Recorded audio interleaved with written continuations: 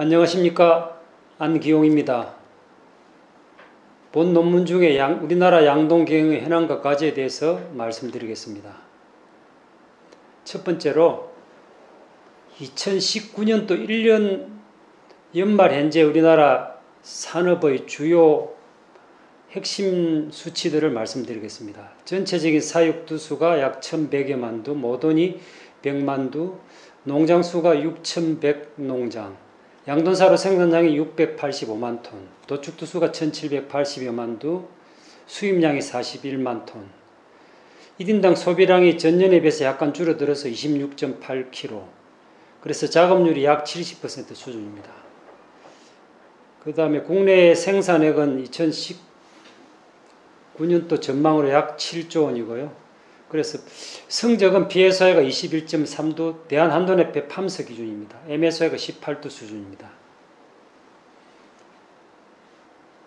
2000년 대비 2019년도에는 참고로 하시기 바랍니다. 논문에는 나와 있지 않습니다만 중요한 표라 간단히 설명을 드리겠습니다. 1983년부터 2017년까지의 변화 현황인데 1985년도에 우리나라 사육두수가 약 300여만 두, 그 다음에 95년도에 약 600만 두, 2005년도에 약 900만 두로 거의 10년 단위로 약 300만 두씩 늘어났습니다. 그리고 여기 그래프에서 이 기울기가 상당히 가파르게 성장한 때가 90년대 중후반, 2000년대 초순인데 이때 어떤 시설들도 많이 투자가 이루어지고 또 없는 자본을 가지고 투자하다 보니까 실질적으로 2005년, 6년, 7년도에 사육두수가 줄어든 게 어떤 자돈들 질병, 사고로 인해서 사실은 상당히 많이 죽었다는 걸 그래프에서 나타낼 수 있습니다. 그래서 2017년에 약 1100만 두 수준, 이렇게 급격한 성장을 볼 수 있습니다. 사육 농가 수는 무려 56만 두에서 약 4,500농가 수준으로 줄어들었죠. 2000년과 2019년 규모의 변화도 규모가 많이 늘어난 부분은 표를 참고로 하시면 될 것 같습니다. 전체적인 농가 비율도 보면은 5,000두 이상, 농가 비율은 적지만 사육두수 비율은 34%로. 참고로 1,000두 미만의 비율은 농가수가 2000년에 비해서 농가수는 이때가 거의 90%입니다만 사육두수가 40%. 거꾸로 2019년도에는 45%가 농가 비율인데 전체 두수는 8%밖에 안 된다니 그만큼 규모화, 전업화가 진행됐다는 얘기입니다.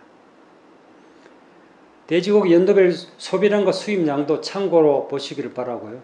2000년도에 16kg대에서 2018년도 27kg로 약 10kg 이상 꾸준하게 증가를 하였습니다. 물론 19년도에는 조금 증가세가 주춤하는 흐름입니다. 작업률도 그래프에서 앞에도 나왔습니다만은 작업률이 거의 2000년대 초반에는 90% 이상 유지되다가 현재 약 70% 수준에 왔다 갔다 하고 있습니다. 그래서 우리 양돈 하시는 분들이 내 농장의 출하돈으로 몇 명분의 돼지고기를 생산하고 있을까를 한 번 정도 생각해 보는 계기가 되었으면 좋겠습니다. 예를 들어서 모돈 300두면 연간 6,000두를 출하하면은 고기 생산량으로 두당 55kg를 환산하면은 내 농장이 우리나라 국민 몇 명분을 생산하느냐, 상당히 책임이라든가 상당히 의무도 필요하기 때문에 한 번 정도 생각해 볼 수 있는 기회가 됐으면 좋겠습니다. 생산비는 2009년부터 10년간의 생산비가 나와 있고 10년간 평균 두당 수익은 6만 원으로 나옵니다. 평균. 2013년 1년만 마이너스 손익이고 그 외에는 전체적으로 플러스 이익이 나가지고 평균 약 6만 원 정도입니다. 양돈농가 여러분께서는 내 농장의 출하두당 생산비와 수익이 얼마나 될 것인가 가장 취약하고 잘 계산 안 하는 부분입니다. 그 다음 비육돈 생산비와 수익에 대한 그래프입니다. 앞에 나온 표를 그래프한 것이니까 참고로 봐주시기를 바라고요. 그 다음에 우리나라의 생산성을 선진국, 우리나라에 주로 돼지고기를 수출하는 양돈 선진국과 비교를 해봤습니다.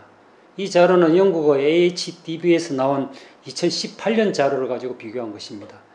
EU 평균 MSO가 26.1두, 우리나라가 17.9두, 18도라고 가정할 경우 약 7도 차이가 나죠. 이외에도 여기 WSY는 도체중 키로당입니다. 약 2,400, 우리가 1,650 정도고요. 비옥돈 분야의 생산성도 상당히 차이가 납니다. 일당 정체랑 사로 요구율 2.8, 3.1. 자동 비옥돈의 이후 사고율도 선진국 이후 평균이 6%인데 비해서 우리나라가 약 15에서 17%대, 가장 취약한 부분이죠. 그 다음에 또 놀라운 수치가 나옵니다. 자, 이걸 그래프로 해서 비교를 한 수치고요. PSI, 우리나라의 PSI, MSI, EU 평균, 미국, 캐나다 수준. 다음은 도체 키로당 생산비입니다. 이 생산비 부분은 우리 현장에서 좀 더 조직적으로 생산비를 계산해내고 줄이는 노력을 필요하다는 것이 그래프에서 절실하게 나타날 것입니다. 그래프를 보고 설명을 드리겠습니다. EU 평균이 도체 키로당 1.6유로, 63유로.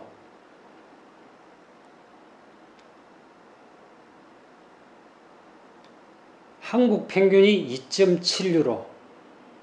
약 우리를 100으로 봤을 때 EU 평균이 약 60% 수준입니다. 놀랍게도 미국은 1유로 대 2.7유로 몇 배입니까? 거의 2.5배 이상이 나오죠.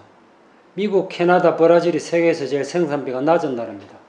그리고 특히 이 나라랑 가장 큰 차이점은 사료비의 차이도 크지만은 사료비 1.5유로의 차이도 크지만은 또 사료비 이외에 2.7-1.5를 해서 약 1.2유로에 해당되는 경비, 약품비, 인건비, 분뇨 출입이라든가 에너지 비용들이 이 비율이 엄청 높다는 것이 우리가 이 생산비가 높은 또 여러 가지 이유 중에 하나입니다. 그래서 이 부분에 대한 분석, 노력들이 절실하게 필요한 수준입니다. 다음은 판매 차원에서의 물량이라든가 품질에 대해서 말씀드리겠습니다. 우리나라에서 28개월간 1일 출하도 수입 변화를 점선 그래프로 나타내 보았습니다. 대략적으로 그래프에서 보면 1일 약 7만 두 정도로 나타나고 있습니다. 약 7만 두 수준.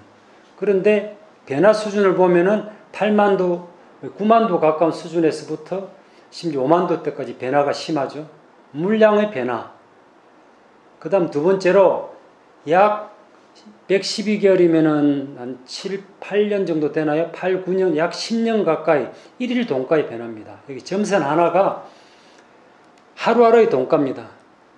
하루하루의 동가가 여기 보시다시피 한 4,000원 전후에서 대략 평균 4,000에서 4,200 정도의 평균치에서 보시면은 계절에 따라서 연도에 따라서 엄청난 변화를 많죠. 변화가 심하죠. 여기 빨간 그래프가 올해 2020년도 그래프입니다. 2020년 2월 달에 2,500원 이하까지 내려갔었죠. 그리고 현재는 지금 4,300~400원에 머물고 있는데 이러한 어떤 극심한 변화를 알 수 있습니다. 다음은 조금 전에 하루에 출하두 수가 7만 두라고 했죠.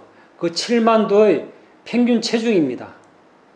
7만 두 우리나라 전체 평균 체중입니다. 여기 보시면은 평균 한 113, 4kg 수준에서 낮을 때는 107kg, 낮은 때가 대체적으로 여름철입니다. 7, 8월 수준이죠. 여기 보시면은 여기가 다 7만 도의 평균 체중이 107kg, 8kg.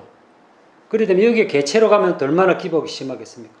가장 좋은 때가 가을철에 들어가서 1, 2월이나 가을철에 들어서 약 116kg 대까지 올라가지죠.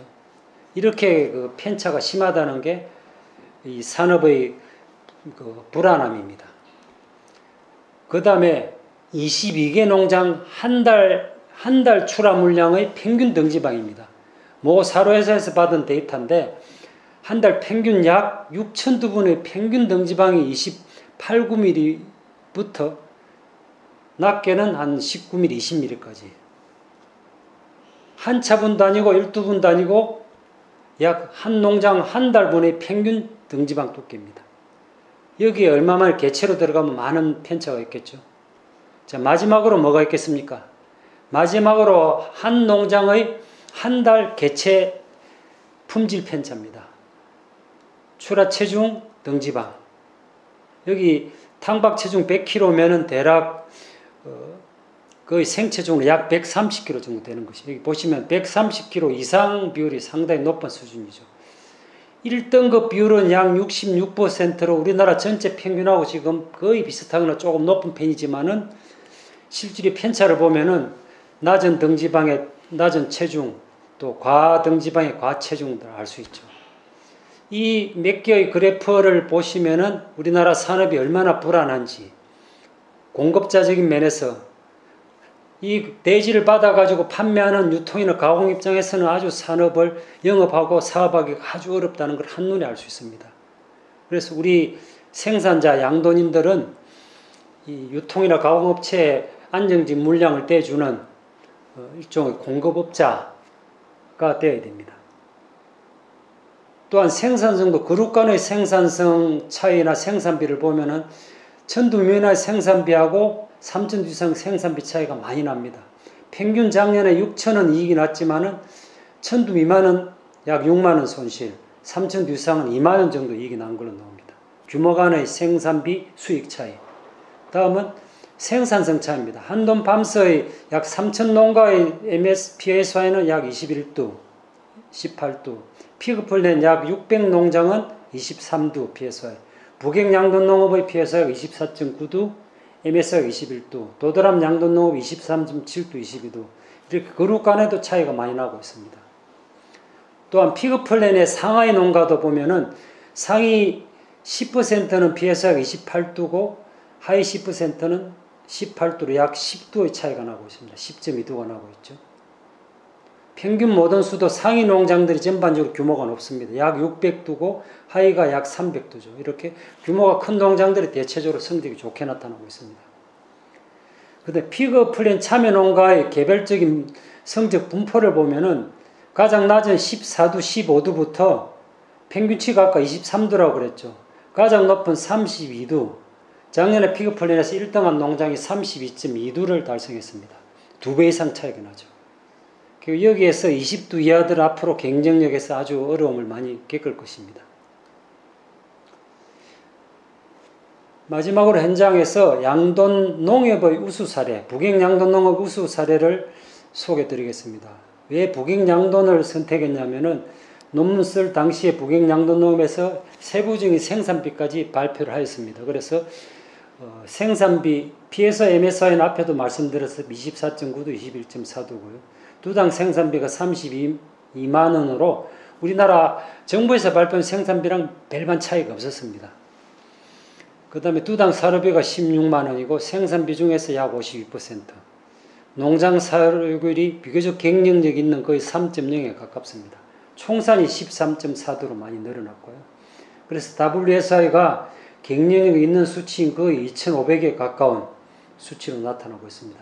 특히 1등급 비율은 우리나라 평균보다 약 10%가 높은 이러한 결과들은 북경 양돈 농업의 경우에 도드람 양돈 농업도 비슷한 서비스 조직을 갖고 있습니다만 북경 양 농업도 전산 기록, 질병, 품질에 대해서 종합 컨설팅을 한 어떤 결실로 평가를 하고 있습니다. 이상 양돈 부분에 대해서 간단하게 정리를 마치겠습니다.